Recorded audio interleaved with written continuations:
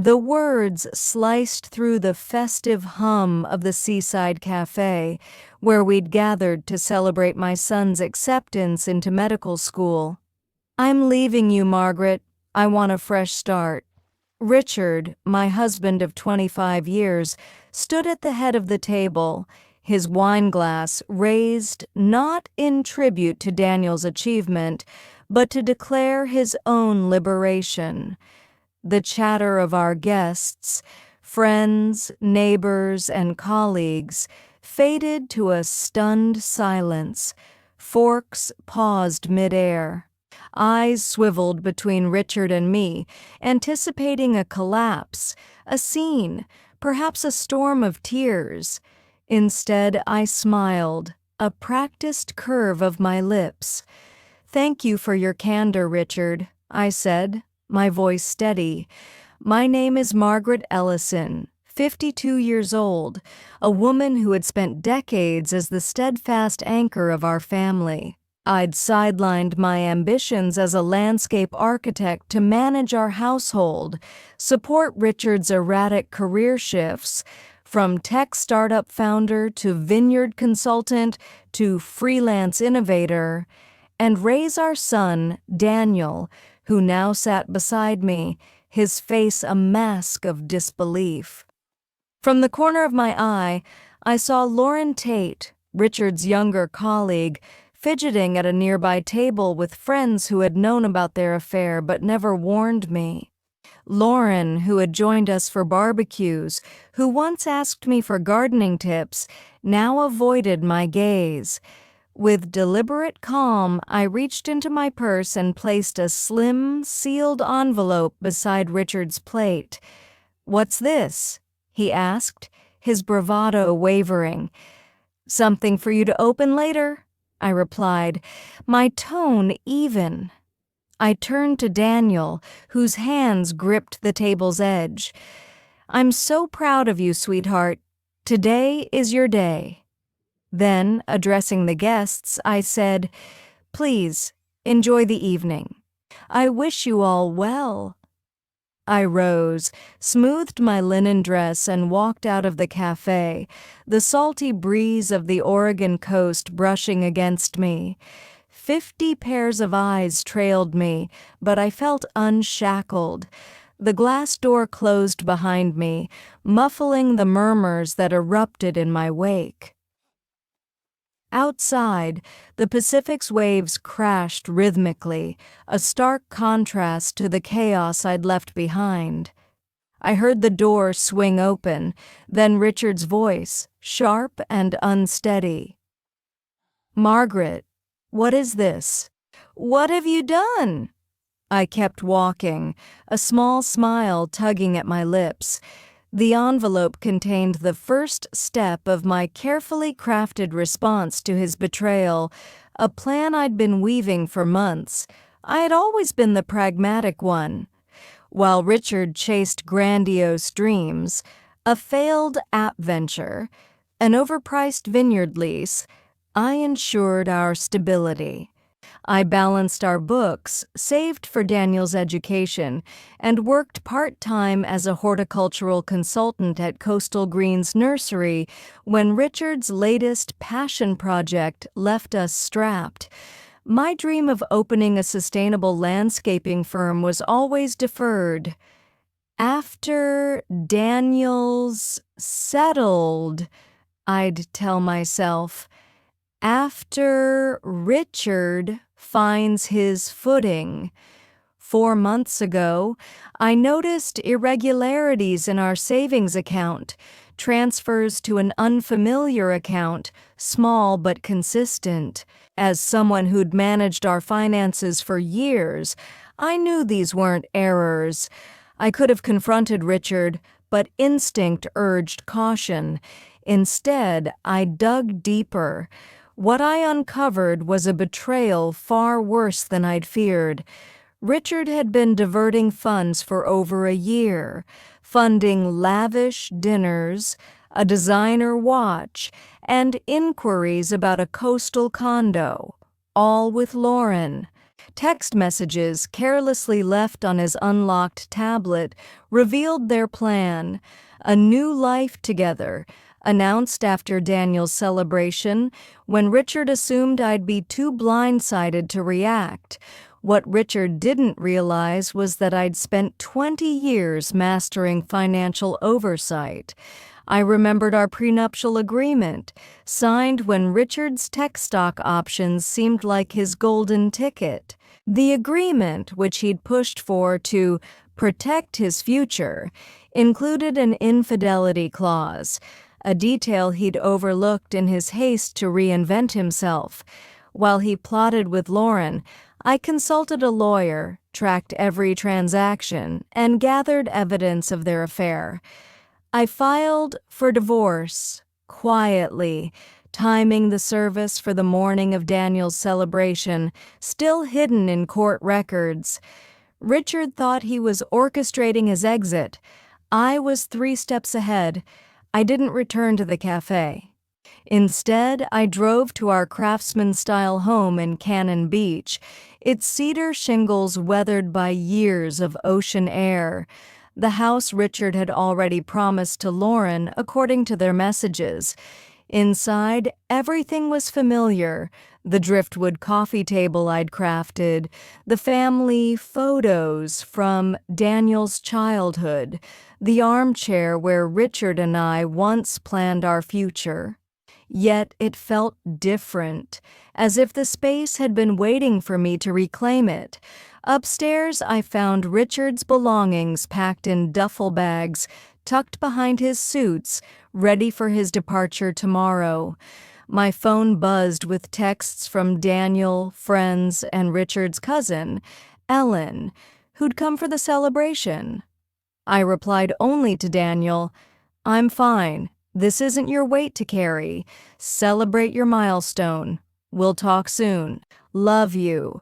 I'd shielded Daniel from the truth to protect his final college semester. He'd be upset I hadn't confided in him, but I trusted he'd understand. Hours later, Richard's SUV roared into the driveway. "Margaret!" he bellowed, storming into the living room where I sat reviewing contracts on my tablet. He waved the envelope, his face red. "Divorce papers? Today? You've gone too far." "I thought it suited your timeline," I said calmly. "You wanted a fresh start. I'm helping you get there." "You can't do this," he shouted. "The prenup's ancient. It doesn't hold up." I smiled faintly. Section 14 states the fidelity clause applies for the marriage's duration. Your lawyer might have missed that. Oh, you haven't hired one yet, have you? His expression faltered, the reality sinking in. The prenup he'd insisted on would strip him of the house, our investments, and his share of our retirement fund. So his grand announcement had cost him dearly. "You're heartless," he tried, slumping into a chair. "After 25 years, you'd destroy me?"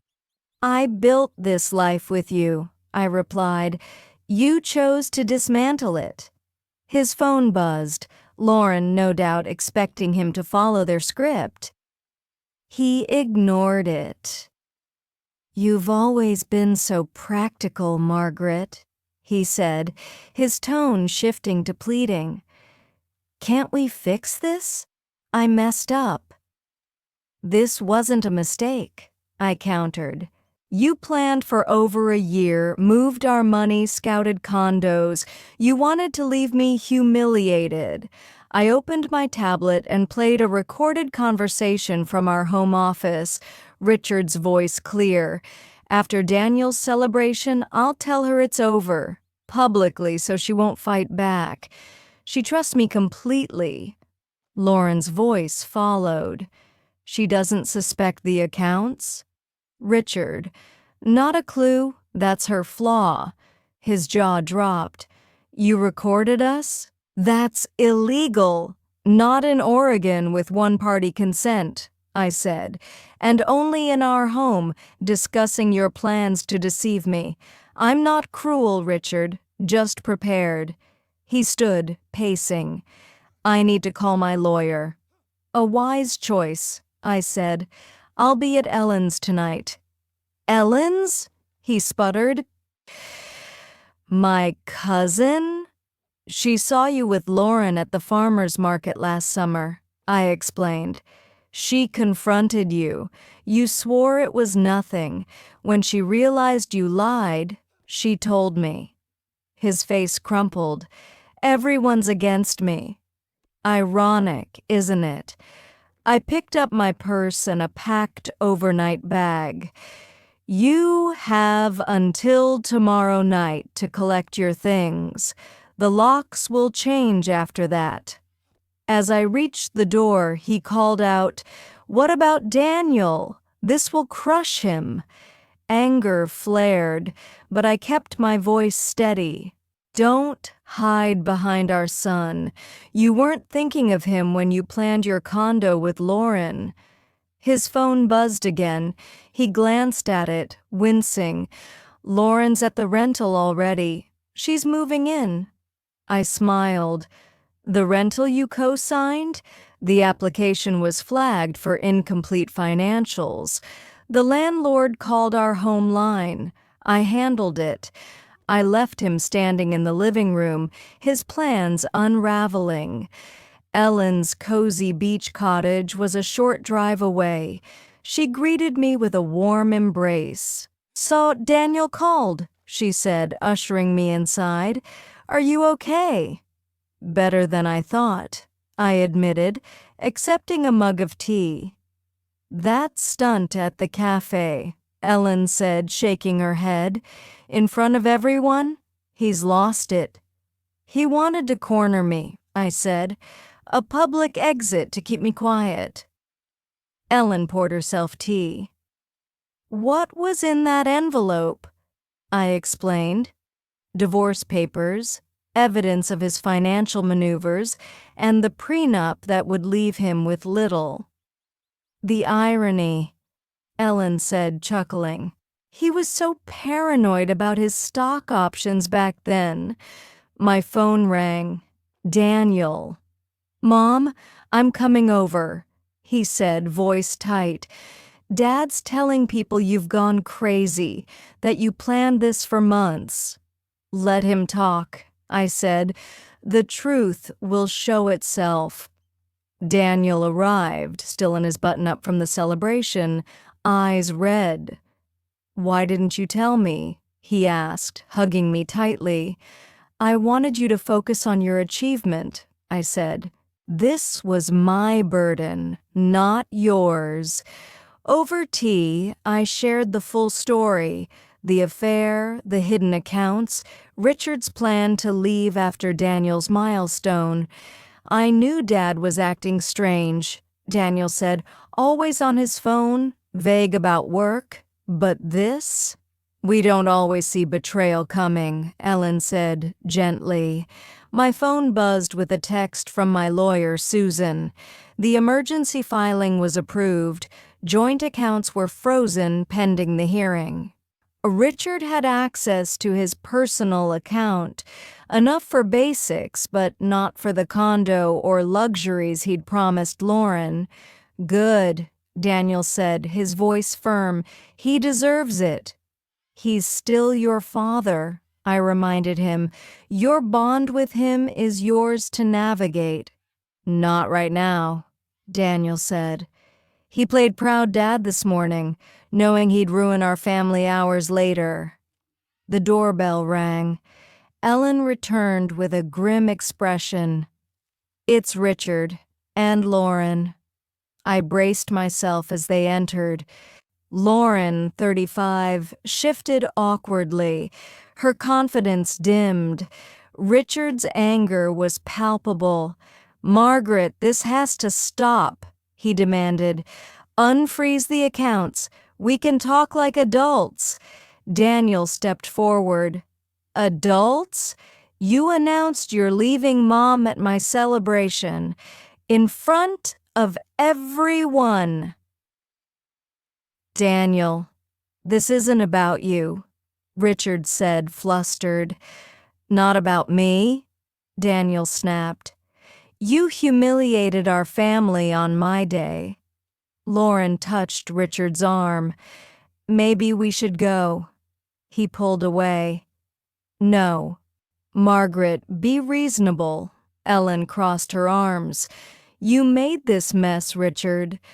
The accounts stay frozen until the hearing in 3 days, I said calmly.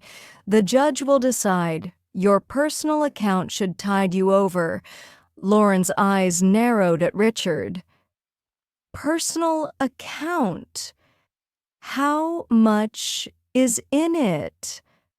He avoided her gaze, and I saw the fracture forming. You have your narrative, I said. I have the truth. Daniel turned to Lauren.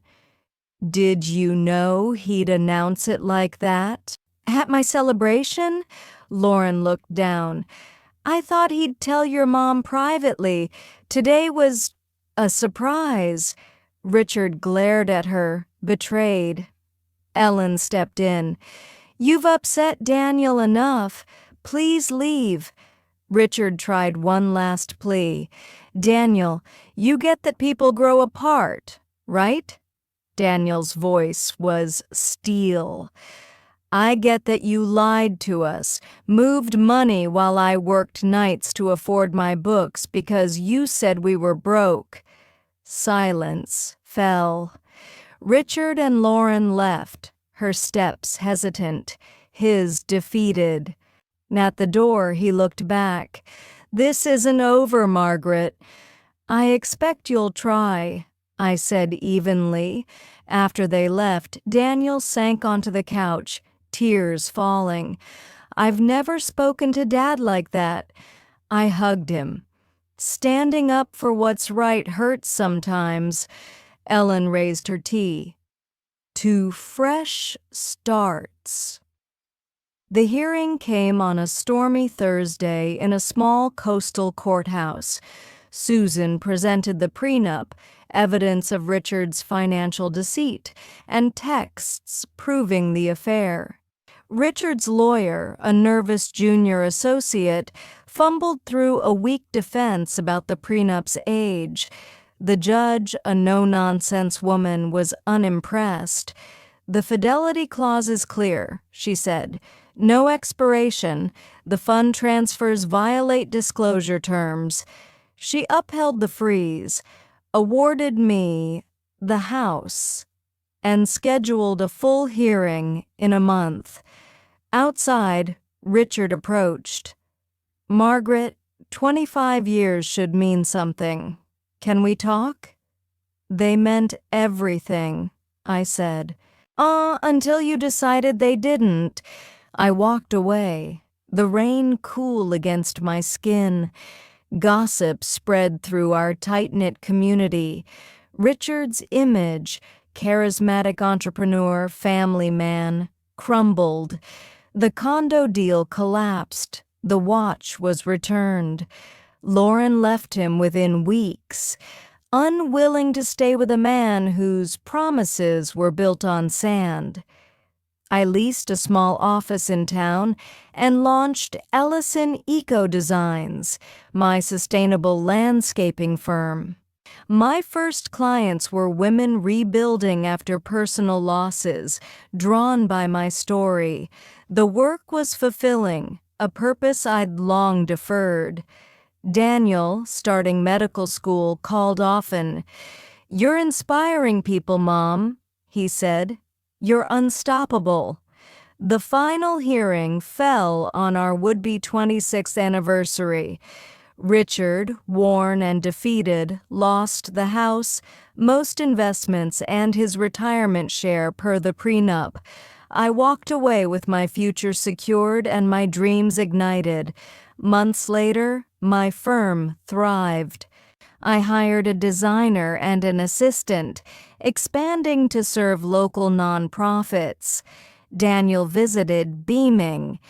Dad's struggling, he said. If he'd been honest, he might have kept more. People chase what glitters, I said. They miss what endures. The woman who'd been Richard's wife and Daniel's mother had become something more. A creator, a guide, a woman reclaimed. The envelope I'd given Richard wasn't just my justice, it was my liberation, opening a path to a life I'd never dared imagine.